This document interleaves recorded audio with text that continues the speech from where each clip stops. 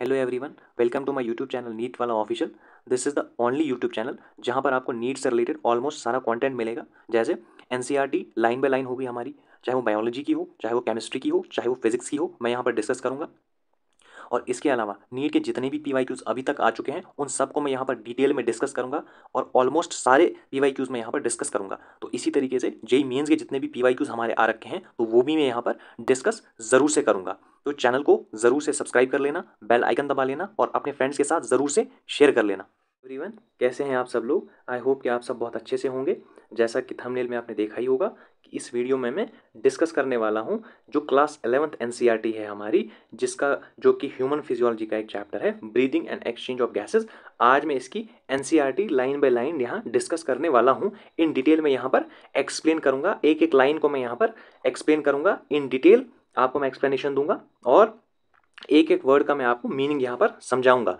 तो ये लेक्चर जो है बोर्ड वाले भी देख सकते हैं डेफिनेटली 100%, एंड नीट वाले तो डेफिनेटली देख ही सकते हैं। तो चैनल पे अगर नए हो तो चैनल को सब्सक्राइब कर लेना ज़रूर से, और वीडियो को लाइक भी कर लेना और अपने फ्रेंड्स के साथ ज़रूर से शेयर भी कर लेना। ऐसा ही कंटेंट आपको यहाँ पर इस चैनल पर देखने को मिलेगा। ठीक है, तो शुरू करते हैं ज़रा। Breathing and exchange of gases जो हमारा चैप्टर है ना, ये कहीं ना कहीं जो है ह्यूमन फिजियोलॉजी का हमारा पहला चैप्टर है। इससे पहले जो ओल्ड एनसीईआरटी थी ना, उसमें पहला चैप्टर डाइजेशन एंड एब्जॉर्प्शन का था, लेकिन नई एनसीईआरटी के अकॉर्डिंग जो हमारा पहला चैप्टर है ह्यूमन फिजियोलॉजी का, that's breathing and exchange of gases.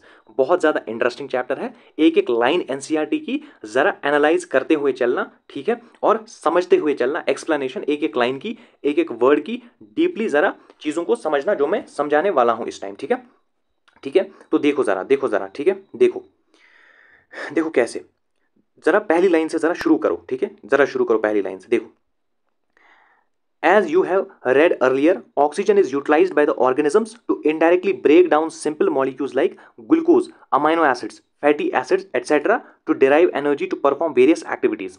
Simple सी बात कह रहा है, तुम सबको जरूर से पता होगा, तुमने पढ़ा होगा कि ऑक्सीजन जो हमारे पास है ना, हमारे पास जो ऑक्सीजन है ना, वो बहुत ज्यादा हमारे पास काम आता है। किसके काम आता है? वो इनडायरेक्टली हमारे पास ब्रेक डाउन करता है। किस किस चीज को ब्रेक डाउन करता है? ध्यान से देखो, किस किस चीज को ब्रेक डाउन करता है, गौर से देखो।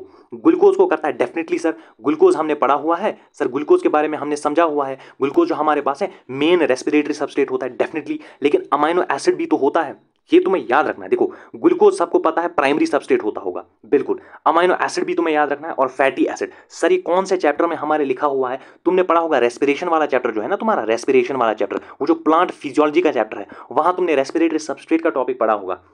उसी में amino acid, glucose and fatty acid के बारे में दिया हुआ है, ठीक है ना। मैं दिखा देता हूं, मैं स्क्रीनशॉट लाया हूं उस चीज का। देखो देखो, वाला ये वाला टॉपिक जहां पर एम्फीबोलिक पाथवे, तुमने पढ़ा होगा एम्फीबोलिक पाथवे, वहां पर ये चीज दी हुई है कि बताओ कौन कौन सी चीजें रेस्पिरेटरी सबस्ट्रेट की तरह यूज हो सकती है। तो उसमें देखो, फैट्स हो सकते हैं definitely, fatty acid and glycerol, ठीक है ना। देखो रेस्पिरेटरी पाथवे में कहां कहां पर ये यूज होती है। जैसे फैटी एसिड एसिटाइल कोएंजाइम ये बनाता है, ये भी मैं पढ़ाऊंगा जब मैं तुम्हें रेस्पिरेशन इन प्लांट्स वाला चैप्टर पढ़ाऊंगा तब पढ़ाऊंगा। देखो अमीनो एसिड, देखो अमीनो एसिड भी यूज होता है रेस्पिरेटरी सबस्ट्रेट। कार्बोहाइड्रेट तो होते ही है यूज तुम्हारे पास, जैसे ग्लूकोज हो गया, देखो जैसे ग्लूकोज हो गया, ये तो यूज होते ही, तो ये भी मैंने तुम्हें समझा दिया। एनसीईआरटी की जो लाइन है ये भी मैंने तुम्हें डिटेल में यहां पर समझा ली है कि ऑक्सीजन जो है हमारे पास वो यूटिलाइज होता है, किसके लिए यूटिलाइज होता है? देखो, इनडायरेक्टली ब्रेक बहुत इंपॉर्टेंट लाइन है। एक एक लाइन एनसीईआरटी की बहुत ज्यादा इंपॉर्टेंट होती है, जरा क्लियरली समझते चलो।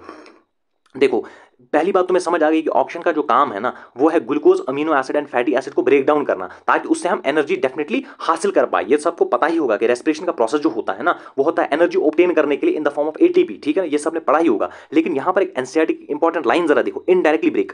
ऑक्सीजन जो है ना, वो glucose, amino acid and fatty acid को इनडायरेक्टली ब्रेक करता है, डायरेक्टली नहीं। इनडायरेक्टली क्यों लिखा है यहां पर, बता सकता है कोई मुझे? डेफिनेटली इनडायरेक्टली जो है, मैं जरा एक्सप्लेन करता हूं। इनडायरेक्टली जो है ना, तुम सबको पता होगा ऑक्सीजन जो है ना, वो लास्ट स्टेप में सर यूज होता है, डेफिनेटली वो तो sir last step of respiration में यूज होता है। तो इसीलिए यहां पर वर्ड इनडायरेक्टली लिखा हुआ है, क्योंकि डायरेक्टली यहां कोई रोल नहीं है, ठीक है ना। वो तो एक रेस्पिरेटरी पाथवे होता है, सारा रेस्पिरेटरी पाथवे होता है, ना कि एक direct reaction, single step reaction होती है। इसीलिए यहां पर जो है इनडायरेक्टली ये ब्रेक डाउन करता है glucose, amino acid and fatty acid को, ताकि उससे एनर्जी ली जा सके, जिससे हम वेरियस एक्टिविटीज बॉडी में हमारी परफॉर्म करते हैं। यहां तक समझ आ गया? बिल्कुल। अब देखो, carbon dioxide which is harmful is also release during the above catabolic reaction. देखो, तुम सबको पता होगा, अगर तुम्हारे पास ग्लूकोज है ना, ये ऑक्सीजन के साथ, देखो देखो मैं समझाता हूं। अगर तुम्हारे पास है सर ग्लूकोज C6H12O6, ये ऑक्सीजन के साथ मिलेगा, मुझे बताओ क्या निकलेगा?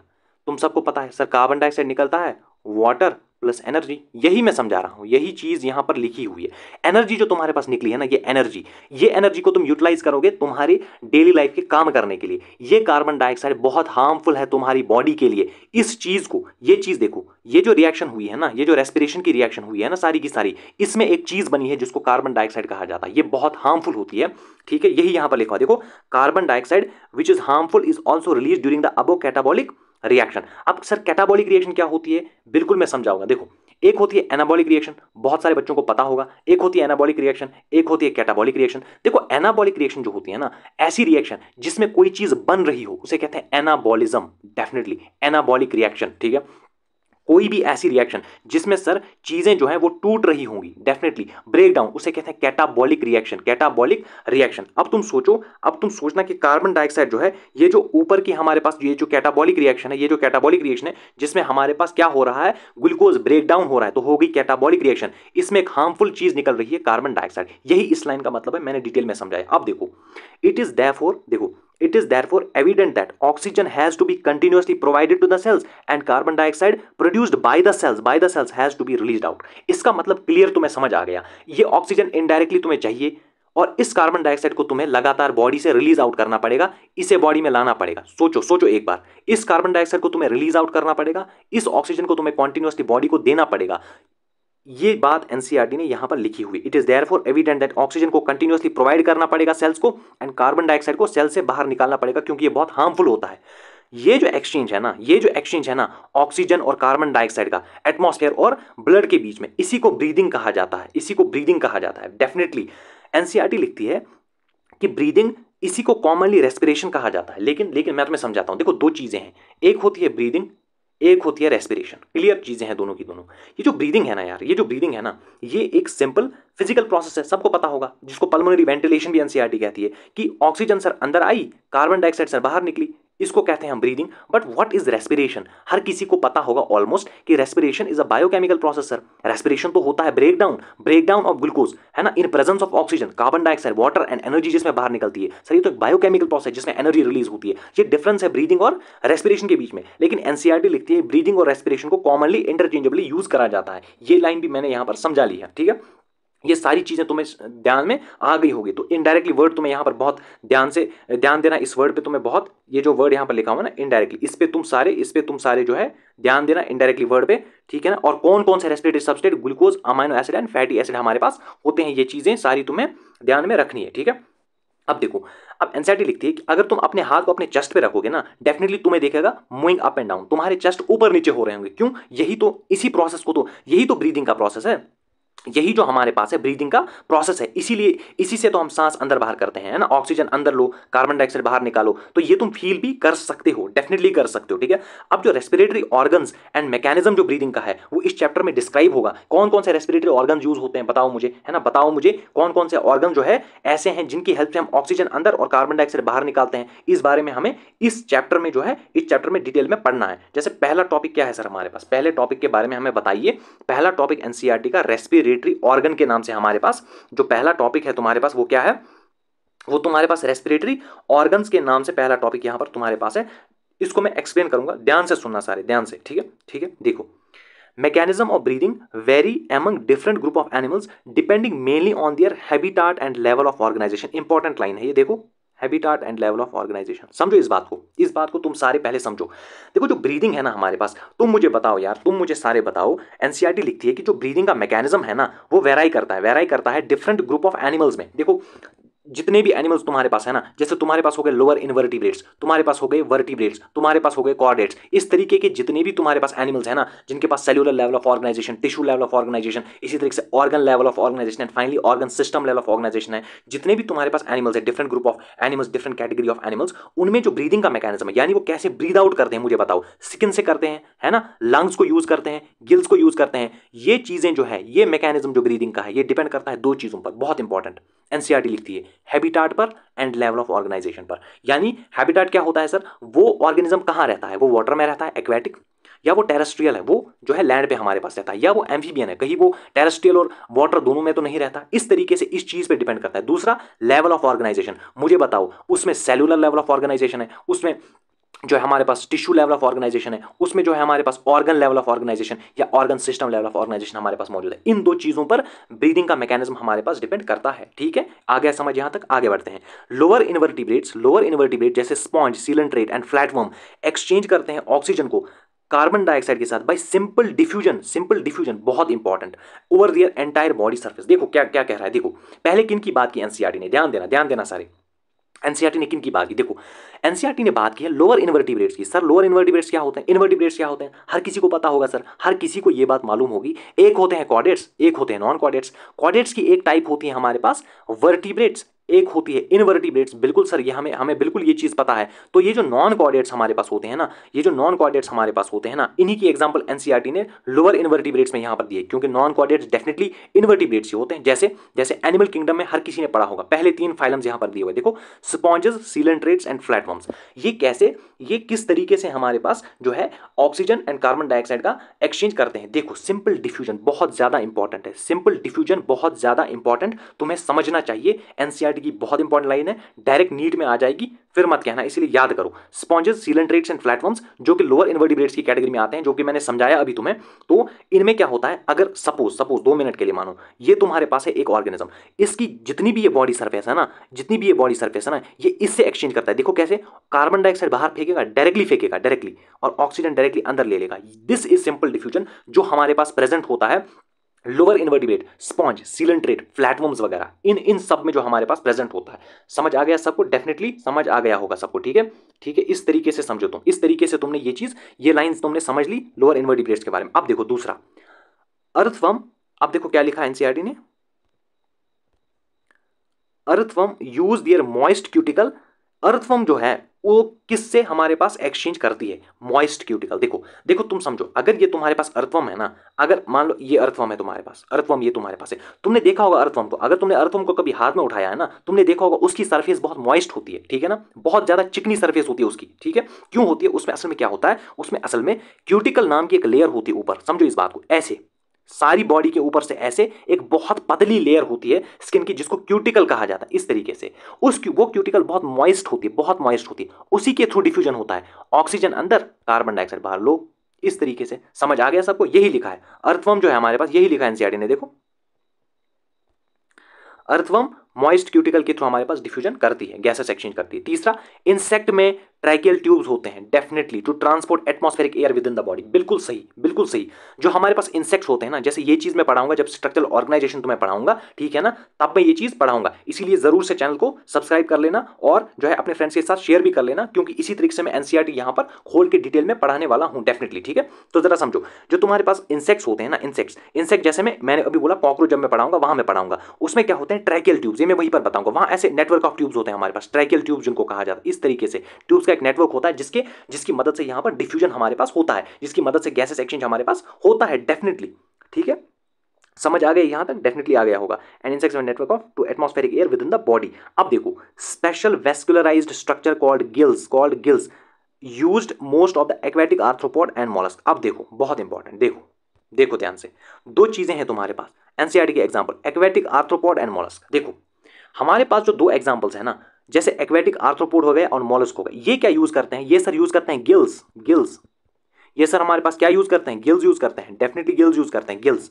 अब होता क्या है तुम समझना ध्यान से, गिल्स जो हमारे पास है, देखो वो रेस्पिरेशन जो गिल से होती है ना, उसको कहते हैं ब्रैंकियल रेस्पिरेशन। देखो एनसीईआरटी ने लिखा है ब्रैंकियल रेस्पिरेशन। सर ऐसी रेस्पिरेशन जो गिल से होती है वो होती है ब्रैंकियल रेस्पिरेशन। लेकिन एक और बात समझो, एक और बात तुम्हें बहुत समझना जरूरी है। देखो एनसीईआरटी लिखती है स्पेशल वेस्कुलराइज्ड स्ट्रक्चर, यानी अगर तुमसे कोई पूछे स्पेशल वेस्कुलराइज्ड स्ट्रक्चर क्या होता है, तुम्हें याद होना चाहिए स्पेशल वेस्कुलराइज्ड स्ट्रक्चर गिल्स को कहते हैं। सर वेस्कुलराइज्ड क्या होता है, वेस्कुलराइज्ड का मतलब इसमें जो है हमारे पास ब्लड वेसल्स की सप्लाई और होनी भी चाहिए, क्योंकि ब्लड से ही तो यहां पर क्या होगा हमारे पास डिफ्यूजन होगा, इसीलिए इसको स्पेशल वेस्कुलराइज्ड स्ट्रक्चर कहा जाता है। ठीक है, याद रखना स्पेशल वेस्कुलराइज्ड स्ट्रक्चर गिल्स को कहते हैं और स्पेशल वेस्कुलराइज्ड बैग्स लंग्स को कहा जाता है। बहुत इंपॉर्टेंट बात है, ये मैं यहां पर डिस्कस कर रहा हूं जो एनसीईआरटी ने हमारे पास यहां पर तुम्हारे पास लिखी है। ठीक है, देखो समझ आ गया होगा यहां तक। अब देखो आगे बढ़ते हैं, देखो गिल्स का तुम्हें समझ आ गया, एक्वेटिक आर्थ्रोपोड एंड मॉलस्क, बहुत इंपॉर्टेंटली ये दोनों चीजें तुम याद रख लेना।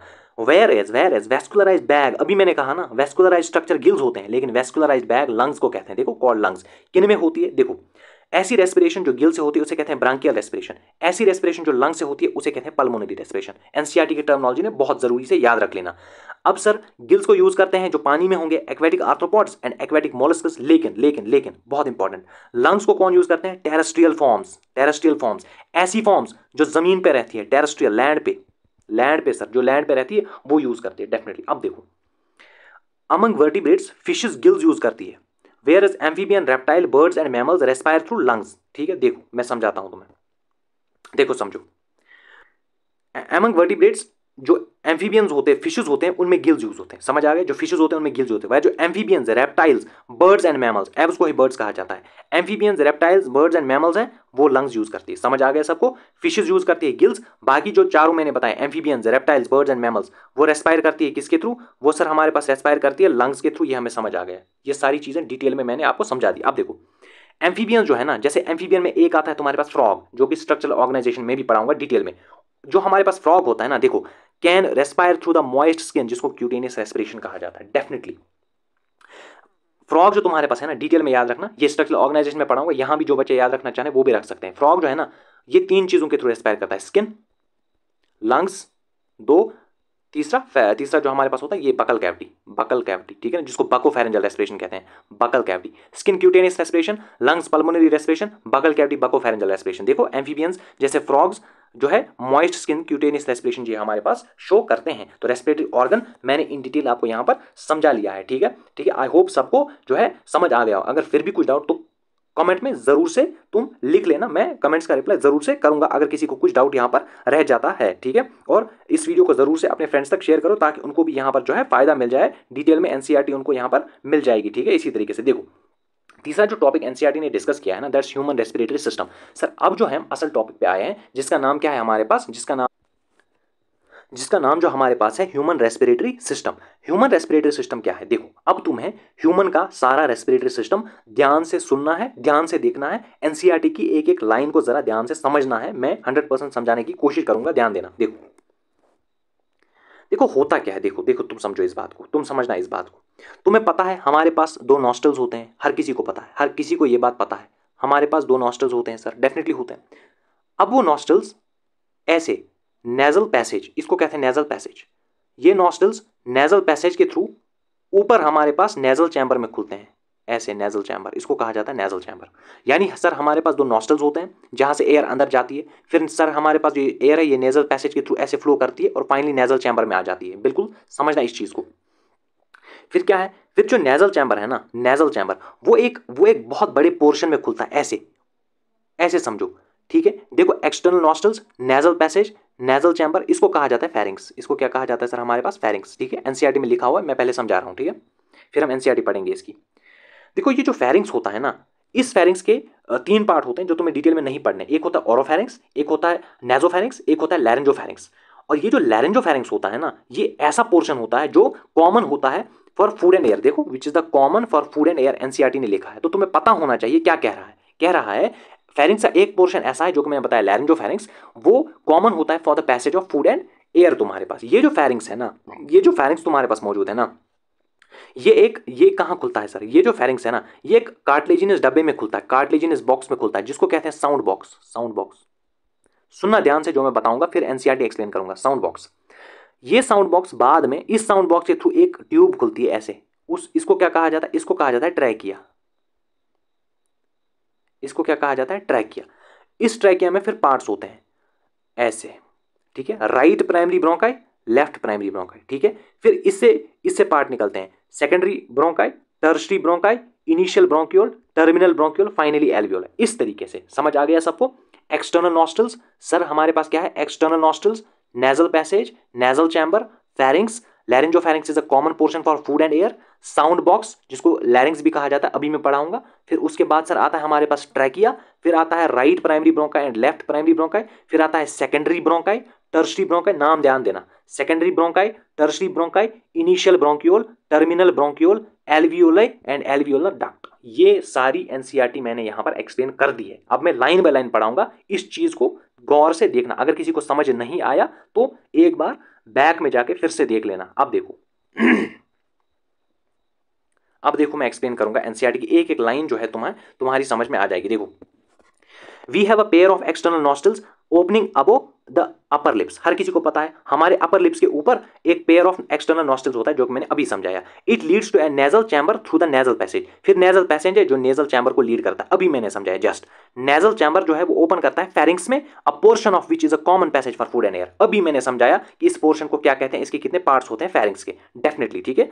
देखो सारी एनसीईआरटी उसी में आ गई। The pharynx opens through the larynx region into the trachea. Definitely pharynx है ये, ट्रैकिया में कैसे खुलेगा, पहले फेरिंग्स आता है, फिर हमारे पास आता है लैरिंग्स जिसको साउंड बॉक्स मैंने कहा अभी, जिसको साउंड बॉक्स कहा जाता है, फिर आता है ट्रैकिया हमारे पास। यानी फेरिंग्स लैरिंग्स के थ्रू ट्रैकिया में खुलता है, वही लिखती है एनसीईआरटी। बीच में क्या आता है हमारे पास, साउंड बॉक्स आता है। डेफिनेटली देखो the pharynx opens through the larynx region into the trachea. Larynx जो होता है इज द कार्टिलेजिनियस बॉक्स जो साउंड प्रोडक्शन में हेल्प करता है, इसीलिए इसको साउंड बॉक्स कहा जाता है। यही मैंने अभी समझाया, लैरिंग्स को साउंड बॉक्स भी कहा जाता है क्योंकि लैरिंग्स जो है हमारे पास ये साउंड प्रोडक्शन में हेल्प देता है, इसीलिए इसको हमारे पास साउंड बॉक्स कहा जाता है। देखो अब देखो एक अच्छी लाइन लिखी है एनसीईआरटी ने, इस चीज को समझना तुम। देखो मैं पहले समझाता हूं तुम्हें।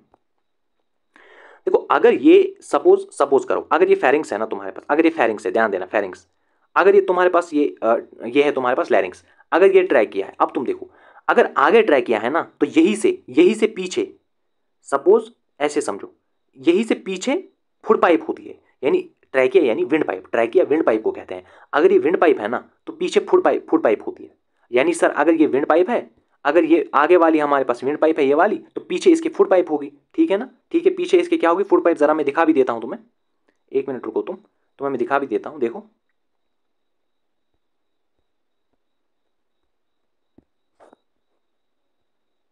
देखो देखो यहां पर अच्छे से दिखाया हुआ है, देखो देख सकते हो तुम। देखो ये ओरल कैविटी है, तुम्हें दिख रहा होगा सर, ये तो ओरल कैविटी यानी ये हमारा माउथ है। देखो अब फूड यहां से जाएगा, यहां से जाएगा। अब देखो ये अगर ट्रैकिया है ना तुम्हारे पास, ये वाला दिख रहा है तुम्हें, ट्रैकिया ये वाला, ठीक है। देखो ऊपर लैरिंग से साउंड बॉक्स, यहां पर देखो साउंड बॉक्स के थ्रू फिर ट्रैकिया आ रहा है, सबको दिख रहा होगा इस टाइम। तो पीछे यहां पर इस साइड पीछे फूड पाइप होती है हमारे पास, समझ गए। अब इस साइड यहां पर क्या होगी हमारे पास सर, फूड पाइप होती है। डेफिनेटली देखो फेरिंग्स देख रहे हो, उसके बाद आता है लैरिंग्स, फिर आता है ट्रैकिया। समझ गए अब, बिल्कुल समझ गए, ठीक है। मैंने दिखा भी दिया तुम्हें। अब देखो कहां पर पहुंचे थे हम, देखो during swallowing glottis can be covered by a thin elastic cartilage flap called epiglottis to prevent the entry of food into the larynx. अब समझो, अब समझना सारे बच्चे ध्यान से, सारे बच्चे जो हो तुम ध्यान से समझना इस बात को जो मैं अब समझाने वाला हूं। एक अच्छी लाइन यहां पर आई है एनसीईआरटी की, तो तुम समझोगे। देखो जैसे ही हम फूड को यहां पर स्वेलो करेंगे ना, यानी जैसे हम फूड को निगलेंगे ना, है ना, अंदर लेंगे ना फूड को, तो तुम जरा ध्यान से देखो, जरा ध्यान से देखो तुम सारे लोग ध्यान से देखना। हो सकता है तुम में से कभी किसी ने सोचा है कि ये फूड सर ट्रैकिया में क्यों नहीं जाता, ये फूड विंड पाइप में क्यों नहीं जाता। क्योंकि देखो यहां पर एक चीज है एपिग्लोटिस। एपिग्लोटिस इलास्टिक कार्टिलेज की एक फ्लैप होती है। जैसे ही फूड यहां से आता है ना, ये फूड इसे नीचे दबा देता है, ये विंड पाइप को कवर कर देता है, जिसकी वजह से सारा फूड पीछे यहाँ फूड पाइप में चला जाता है। इस वजह से यहाँ पर एपिग्लॉटिस का ये फंक्शन होता है। ये जो एपिग्लॉटिस है ये इलास्टिक कार्टिलेज का बना होता है, ये बात भी तुम्हें याद रखनी है, ठीक है। एपिग्लॉटिस कौन से कार्टिलेज का बना हुआ होता है, इलास्टिक कार्टिलेज का, ठीक है। एपिग्लॉटिस इलास्टिक कार्टिलेज का बना हुआ होता है, ये चीज तुम्हें बिल्कुल ध्यान रखनी है, ठीक है। और ये क्या करती है सर, ये स्वेल्विंग के दौरान, डेग्लूटिशन के दौरान हमारे पास क्या करती है, विंड पाइप को कवर करती है, ट्रैकिया को कवर करती है, ताकि खाना जो है वो जो है विंड पाइप में ना चला जाए। इसीलिए ये बात कही जाती है कि खाना खाने के दौरान बात नहीं करनी चाहिए, क्योंकि फिर ये जो है ठीक से इसे कवर नहीं कर पाता और फूड जो है वो विंड पाइप में चला जाता है, जिसकी रिफ्लेक्स एक्शन के दौरान फिर जो है हमें जो है खांसी आ जाती है, ठीक है। इसीलिए वो चीज़ यहाँ पर होती है, ये भी मैंने आपको डिटेल में यहाँ पर बता दिया है एडिशनली, ठीक है। यही लाइन है, देखो during swallowing glottis can be covered by a thin elastic cartilaginous flap called epiglottis to prevent the entry of food into the larynx, ठीक है। इसी तरीके से मैं डिटेल में सारी चीजें एक्सप्लेन करूंगा, तो चैनल को जरूर से अपने फ्रेंड्स के साथ शेयर करो, जो भी बच्चे यहाँ नीट 2026 की इन डिटेल इसी तरीके से समझना चाहते हैं एनसीईआरटी की लाइन बाय लाइन, ठीक है। तो चैनल को शेयर भी कर लो और सब्सक्राइब भी कर लो और बेल आइकन जरूर से दबा के रखना ताकि नोटिफिकेशन लेटेस्ट में आपको मिल जाए। तो देखो Trachea is a straight tube extending up to the mid thoracic cavity which divide at the level of fifth thoracic vertebrae। अब देखो क्या कह रहा है, देखो जो ट्रैकिया तुम्हारे पास है ना, याद रखना याद रखना याद रखना, देखो देखो ये तुम्हारे पास मैंने डायग्राम लाया है, देखो ये एनसीईआरटी का ही डायग्राम है तुम्हारे पास, इसमें तुम कुछ बातें समझो, कुछ बातें तुम इसमें समझो। देखो ये है डायाफ्राम, याद रखना जो मैं समझाऊंगा। डायाफ्राम के ऊपर की जो कैविटी होती है ना उसे कहते हैं थोरैसिक कैविटी, याद रखना आज के बाद। डायफ्राम के ऊपर वाली जो साइड है ना, इसे कहते हैं थोरैसिक कैविटी, नीचे वाली को कहते हैं एब्डोमिनल कैविटी। अब मुझे बताओ ट्रैकिया कहाँ लोकेट है, एब्डोमिनल कैविटी में लोकेट है कि थोरैसिक कैविटी में? सर थोरैसिक कैविटी में लोकेट है। इसीलिए ये जो ट्रैकिया होता है ना, ये थोरैसिक कैविटी में लोकेट होता है और ये कहाँ तक एक्सटेंड करता है, मिड थोरैसिक कैविटी, यानी अगर यहाँ से यहाँ तक पूरी थोरैसिक कैविटी है ना, तो ये आधे तक हमारे पास एक्सटेंड करता है। इसीलिए यहाँ लिखा हुआ देखो, ट्रैकिया स्ट्रेट ट्यूब है जो एक्सटेंड करता है मिड थोरैसिक कैविटी तक, और कहां पर डिवाइड करता है, फिफ्थ थोरैसिक वर्टिब्रे। तुम सबने पढ़ा होगा लोकोमोशन मूवमेंट में, अगर किसी ने नहीं भी पढ़ा है इसी चैनल पे मैं पढ़ाऊंगा लोकोमोशन मूवमेंट। जिस टाइम पढ़ाऊंगा उस टाइम बताऊंगा तुम्हें कि जो वर्टिब्रेट हमारे पास जो वर्टिब्राज होते हैं ना, ठीक है ना, डेफिनेटली ये बात जो है जरूर से पता होगी हमारे पास कि किस तरीके से हमारे पास जो होता है, हमारे पास जो वर्टिब्रे होते हैं तुम्हें पता होगा, सर्विकल होती है, थोरैसिक होती है, लंबर होती है ना, कोकैगियल होती है ना, सैक्रल होती है। ये सारी वर्टिब्रेज के नाम तुम्हें डेफिनेटली याद होंगे, 26 होती है ये, ठीक है। उसी में से देखो ये जो ट्रैकिया है ना, ये कहां पर सर डिवाइड करती है? सर मिड थोरैसिक कैविटी तक एक्सटेंड करती है, डिवाइड करती है फिफ्थ थोरैसिक वर्टिब्रे पर। देखो फिफ्थ थोरैसिक वर्टिब्रे, अब समझ आ गया फिफ्थ थोरैसिक वर्टिब्रे क्या होती है? ये जो पीछे इसके वर्टिब्रल कॉलम है ना, यहां पर, यानी यहां पर जो है पीछे साइड फिफ्थ थोरैसिक वर्टिब्रे हो गई, वहीं पर ये डिवाइड करता है। अब मैंने अभी समझाया था ना किस में डिवाइड करेगा, ये ट्रैकिया है, left primary bronchi, right primary bronchi, इसमें डिवाइड करेगा पहले। फिर देखो ध्यान से, सेकेंडरी ब्रोंकाई, फिर देखो tertiary bronchi, initial bronchiole, terminal bronchiole, and finally alveoli and alveolar duct. इस तरीके से तुम्हें अब याद आ गया होगा और समझ आ गया होगा कि किस किस में ये जो हमारे पास है डिवाइड हमारे पास करेगा। देखो trachea is a straight tube जो डिवाइड करती है fifth thoracic right and left primary bronchi में। Each bronchi undergo repeated division, देखो undergo repeated division to form secondary and tertiary bronchi and bronchiole ending up in a very thin terminal bronchiole. जो trachea होता है, ठीक है, यहां तक हर किसी को समझ आ गया होगा डेफिनेटली, ठीक है। तो जरा अब देखो, अब यहां से देखो, देखो जो ट्रैकिया होता है ना हमारे पास sir, trachea primary secondary and tertiary bronchi और इनिशियल ब्रोंक्यूल, इन सब में ऐसे सी शेप्ड हमारे पास सी शेप्ड हेलिन कार्टेज के बने हुए फ्लैप्स होते हैं। किस किस में होता है? ध्यान से देखो, ध्यान से देखो, ध्यान से देखो। एनसीईआरटी में ट्रैकिया में होते हैं, प्राइमरी सेकेंडरी और टर्शरी ब्रोंके में होते हैं, और इनिशियल ब्रोंक्यूल में होते हैं, टर्मिनल ब्रोंक्यूल में नहीं होते हैं। क्या होते हैं? सी शेप्ड ऐसे इनकम्प्लीट कार्टिलेजिनस रिंग्स जो हेलिन कार्टिलेज की बनी होती है। एडिशनली ये बात याद रख लेना, ठीक है। एपिग्लॉटिस इलास्टिक कार्टिलेज का बना हुआ होता है, ठीक है। ये इन्हें सपोर्ट करती है, ये ट्रैकिया को कोलैप्स होने से बचाती है, काम भी मैंने बता दिया, ठीक है। अब देखो, each terminal bronchiole give rise to a number of very thin irregular walled and vascularised bag like structure जिनको एल्वियोलाई कहा जाता है। हर किसी को पता होगा कि टर्मिनल ब्रोंक्यूल जो है ना, अभी मैंने बताया टर्मिनल ब्रोंक्यूल से ऐसे हमारे पास सैक लाइक स्ट्रक्चर जन्म लेते हैं जिनका नाम क्या है, इन चीजों को हम कहते हैं एल्वियोलाई। एल्वियोलाई के बारे में एनसीईआरटी ने कुछ डिटेल दी है, देखो वेरी थिन, एल्वियोलाई बहुत थिन होते हैं। दूसरा इरेगुलर वॉल्ड, इनके वॉल्स रेगुलर नहीं होते, देख भी सकते हो यहाँ पर डायग्राम में, देखो इनके वॉल्स रेगुलर नहीं है, ऐसे ऐसे करके रेगुलर नहीं है, देखो ऐसे इरेगुलर है, ठीक है, इसलिए लिखता है इरेगुलर, ठीक है, okay. Vascularised bag like structure, ये जो एल्वियोलर होता है ना, ये वेस्कुलराइज्ड होता है। अभी मैंने बताया ना, वेस्कुलराइज्ड वो जिसके पास ब्लड सप्लाई हो, जिसके पास ब्लड वेसल्स हो हमारे पास, यानी एल्वियोलर में ही क्या होते हैं हमारे पास, ब्लड सप्लाई बहुत ज्यादा होती है, उसका काम तुम्हें आगे दिखेगा, ठीक है, okay. Vascularised bag like structure जिनको एल्वियोलर कहा जाता है। अब देखो लंग्स किसके बने होते हैं, एनसीईआरटी ने कुछ डिटेल लिखी है।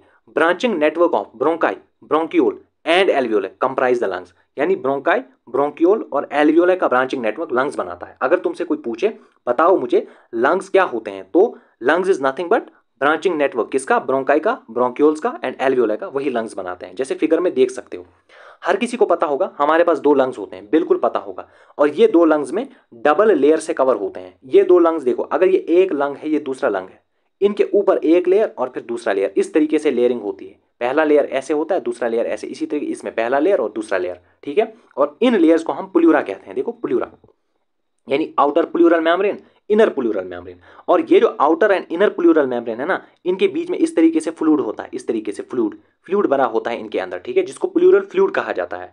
अब ये प्लूरल फ्लूइड क्या करता है? It reduce friction on lung surface. बहुत इंपॉर्टेंट है कि इस प्लूरल फ्लूइड का फंक्शन क्या है।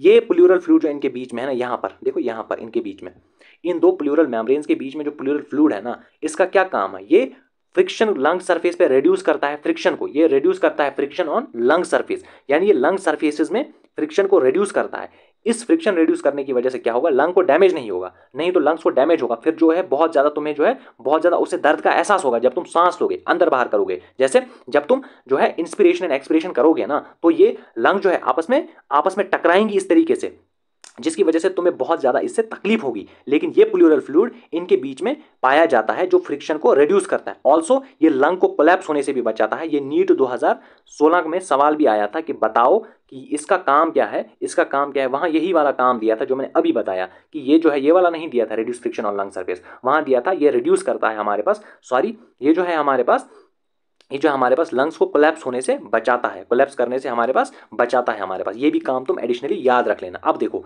आउटर प्लूरल मेम्ब्रेन किसके साथ कांटेक्ट में होगी, डेफिनेटली हर किसी को समझ में आ रहा होगा, थोरैसिक लाइनिंग के साथ। ये तो हर किसी को समझ में आ ही रहा होगा।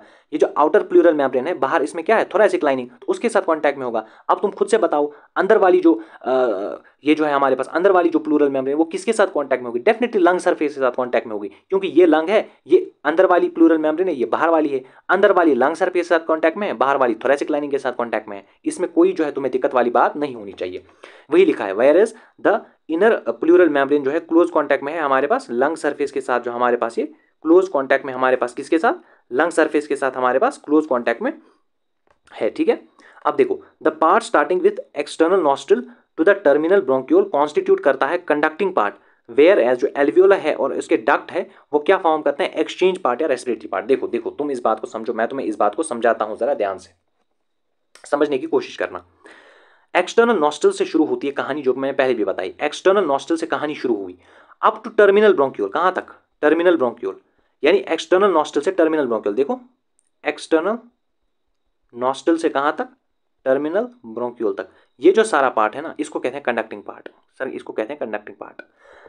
अब समझ आ गया, एक्सटर्नल नॉस्ट्रिल से टर्मिनल ब्रोंक्यूल कंडक्टिंग पार्ट कहलाता है। ओके, ये सबको बिल्कुल समझ आ गया होगा ये जो मैंने समझाया। अब देखो एल्वियोलाई प्लस एल्वियोलर डक्ट, जो मैंने अभी बताया तुम्हें, एल्वियोलर डक्ट, इसको कहते हैं रेस्पिरेटरी पार्ट। ये होता है रेस्पिरेटरी और एक्सचेंज पार्ट। असल एक्सचेंज यहां पर होता है एल्वियोलाई और एल्वियोलर डक्ट के पास, असल एक्सचेंज जो है वो यहीं पर होता है। ठीक है, समझ आ गया, क्या समझ आया है तुमको। अभी तक मैंने दो चीजें यहां पर इंपॉर्टेंटली तुम्हें नोट कराई, क्या क्या, एक्सटर्नल नॉस्ट्रल से लेकर टर्मिनल ब्रोंक्यूल तक कंडक्टिंग पार्ट, एंड एल्वियोलर उसके डक्ट एक्सचेंज या हमारे पास देखो रेस्पिरेटरी एक्सचेंज पार्ट हमारे पास होते हैं।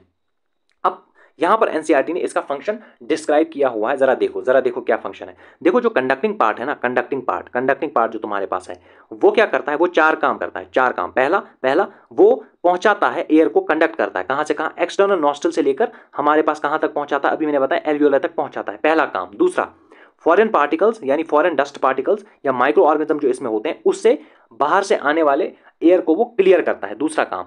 तीसरा काम वो इस आने वाले एयर को ह्यूमिडिफाई करता है, यानी इसमें इसको मॉइस्ट करता है। ह्यूमिडिफाई करने का मतलब उसको नम कर देता है, उसमें नमी भर देता है, उसमें थोड़ा सा पानी भर देता है, उसे मॉइस्ट कर देता है, इस तरीके से समझो। ठीक है, और चौथा काम क्या है भाई, चौथा काम इसका यही है कि ये इस एयर को ध्यान से देखना, बॉडी टेम्परेचर पर लाता है, बॉडी टेम्परेचर पर लाता है। ये है चार काम हमारे पास जो तुम्हारे पास मौजूद है कंडक्टिंग पार्ट, उसके चार काम हमारे पास ये हो गए। सर असल जो तुमने बताया एल्वियोलाई और एल्वियोलर डक्ट, सर उसके बारे में क्या ख्याल है, उसका क्या काम है। देखो actual diffusion oxygen and carbon dioxide का वो यहीं पर होता है हमारे पास। एक्चुअल डिफ्यूजन जो होता है ना, ये जो एक्चुअल डिफ्यूजन हमारे पास होता है किसका, ऑक्सीजन एंड कार्बन डाइऑक्साइड का, वो कहाँ पर होता है, वो डेफिनेटली हमारे पास कहाँ पर होता है, तो वो यहीं पर होता है एल्वियोलाई और उसके डक्ट्स के पास हमारे पास होता है। ठीक है, ये चीज़ तुम्हारे पास क्लियर हो गई होगी तुम सबको। ठीक है, अब जो है तुम इस पार्ट को जरा समझो। देखो क्या है, जो हमारे पास लंग्स है ना, देखो जो लंग्स है ना वो सिचुएट होते हैं थोरैसिक चैम्बर में, जो एनाटॉमिकली एक एयर टाइट चैम्बर होता है। सर इसका मतलब क्या है, देखो जो थोरैसिक चैम्बर है ना, तुम सबको पता होगा, अगर ये तुम्हारे पास दो लंग्स है ना, इस तरीके से दो लंग्स तुम्हारे पास है, तुम सबको पता होगा कि ये जो है, देखो थोरैसिक चैम्बर क्या होता है, साइड से हमारे पास रिब्स होते हैं, ध्यान से समझना, रिब्स होते हैं। नीचे जो है डोम शेप डायफ्राम प्रेजेंट होता है, हमारे पास प्रेजेंट होता है। ओके, ऊपर से स्टर्नम होता है, ऊपर हमारे पास स्टर्नम होता है, और नीचे जो है रिब्स होती है, और नीचे जो है हमारे पास वर्टिकल कॉलम होती है। तो साइड से लेटरली रिब्स, नीचे डोम शेप डायफ्राम, ऊपर स्टर्नम, नीचे पीछे, यानी पीछे डॉर्सल साइड पे क्या होगा हमारे पास, वर्टिकल कॉलम। वही लिखा है इन्होंने, देखो थोरैसिक चैम्बर जो है फॉर्म होता है dorsally vertical column, ventrally sternum जो मैंने अभी बताया, laterally ribs and lower dome shape diaphragm, इससे हमारा थोरैसिक चैम्बर बनाता है। अब एक इंपॉर्टेंट लाइन जो एनसीईआरटी ने लिखी है, लंग जो है ये एनाटॉमिकली एक एयर टाइट चैम्बर में सिचुएट होते हैं। अब इसका मतलब क्या है, देखो एयर टाइट चैम्बर ऐसा होता है जो एयर टाइट हो, जिससे एयर की लीकेज ना हो। अब सर इस एयर टाइट चैम्बर का फायदा क्या है, तुम सोचना ध्यान से। लंग जो होते हैं ना, तुम उनका वैल्यूम डायरेक्टली रेगुलेट नहीं कर सकते हो। लेकिन लेकिन जिस थोरेसिक कैविटी में वो स्वेट है ना, ये वाली थोरेसिक कैविटी, ये एयर टाइट इसी वजह से है। इसका तुम्हें फायदा ये है, अगर तुम किसी भी तरीके से इस सारी कैविटी का वैल्यूम चेंज कर लो ना, तो पल्मोनरी यानी इस लंग्स के अंदर का वैल्यूम भी अपने आप चेंज हो जाएगा। ये कहने का मतलब है, इसीलिए एयर टाइट चैम्बर कहा जाता है इसको। समझ आ रहा है? एयर टाइट चैम्बर का फायदा समझ आ रहा है? देखो एनसीईआरटी का anatomical setup of lungs is thorax is such that any change in volume of thoracic cavity will be reflect in lung pulmonary cavity. यही मैं समझा रहा था। जो ये दो लंग्स है, जो बाहर थोरैसिक कैविटी है ना, जो change in volume of thoracic cavity होगा ना, सेम जो तुम्हारे पास है, जो थोरैसिक कैविटी के वैल्यू में चेंज करोगे, सेम इन लंग्स की जो है कैविटी में भी चेंज आ जाएगा, इनके वैल्यू में भी सेम चेंज आ जाएगा। इसीलिए एयर टाइट होना यहां पर जरूरी है। Such an arrangement is essential for breathing as we can not directly alter pulmonary volume. यही मैं समझा रहा था, हम लंग्स का वैल्यूम डायरेक्टली अल्टर नहीं कर सकते, इसीलिए इनका एयर टाइट होना यहाँ पर हमारे पास बहुत ज्यादा, हमारे पास क्या हो जाता है, बहुत ज्यादा जरूरी हमारे पास हो जाता है। देखो अब देखो ध्यान से। देखो रेस्पिरेशन के कुछ स्टेप्स जो एनसीईआरटी ने डिफाइन किए हैं, रेस्पिरेशन के कुछ स्टेप्स हमारे पास एनसीईआरटी ने डिफाइन किए हैं। कौन कौन से प्रोसेस है रेस्पिरेशन के, ऊपर से बताया। देखो, ब्रीदिंग या pulmonary ventilation by which atmospheric air is drawn in, carbon dioxide rich alveolar air is released out, जो मैंने पहले बताया। ब्रीदिंग एक पार्ट है, या पल्मोनरी वेंटिलेशन जिसको कहते हैं, जिसके थ्रू एटमॉस्फेरिक एयर अंदर लोगे, कार्बन डाइऑक्साइड को बाहर डालोगे। सिंपल। दूसरा स्टेप, अब एल्वियोलर के पास ये पहुंचा है, सारा खेल एल्वियोलर के पास आ गया है। अब क्या होगा, डिफ्यूजन होगा एल्वियोलर मेम्ब्रेन में, जो कि आगे पढ़ेंगे भी हम। ऑक्सीजन ब्लड में जाएगा, ब्लड से कार्बन डाइऑक्साइड एल्वियोलर में आ जाएगी। समझ आ गया यहां तक? तीसरा क्या है, transport of gases by the blood. अब ये जो हमारे पास ऑक्सीजन यहां पर पहुंची है ना, इसको ले लिया जाएगा कहां तक, सेल्स तक, इसको ब्लड के थ्रू पहुंचा लिया जाएगा। फोर्थ प्रोसेस देखो, diffusion of oxygen and carbon dioxide between blood and tissues. यानी अब जब टिश्यूज तक, सेल्स तक ये ऑक्सीजन ब्लड में पहुंच गया है ना, अब यहां पर डिफ्यूजन होगा। देखो ऑक्सीजन सेल्स में जाएगी, सेल से जो कार्बन डाइऑक्साइड बनी है वो बाहर आ जाएगी ब्लड में। देखो कार्बन डाइऑक्साइड बाहर आ गई ब्लड में, ठीक है। अब देखो पांचवा, अब ये जो ऑक्सीजन हमारे पास सेल्स तक, ये कोई सेल है, इस तक ऑक्सीजन पहुंची है। अब इस ऑक्सीजन को यूज कर लेगा और वहां से जो कार्बन डाइऑक्साइड रिलीज होगी उसको यहां पर रिलीज करा जाएगा। इसी कार्बन डाइऑक्साइड को फिर बाहर ले लिया जाएगा हमारे पास। ये प्रोसेसेस हमारे पास यहाँ पर डिफाइन इन्होंने किए हैं। तो इस वीडियो में मैं इतना ही कराऊंगा। इसके दूसरे पार्ट में अब मैं इस चैप्टर को जो है सारा कंप्लीट करूंगा। तो इस चैनल को जरूर से सब्सक्राइब कर लो इसी तरीके से डिटेल एक्सप्लेनेशन के लिए। और अगर तुम्हें कहीं पर तुम्हें लग रहा है कि समझ नहीं आया, या कुछ और तुम्हारे पास तुम्हें कहीं पर डाउट रह गया, तो कमेंट बॉक्स में जरूर से कमेंट कर लेना। मैं डिटेल में यहाँ पर एक्सप्लेन करूंगा। इस चैनल को शेयर भी करो अपने फ्रेंड्स के साथ जो नीट 2026 के लिए हमारे पास प्रिपेयर कर रहे हैं। ठीक है, okay, thank you so much.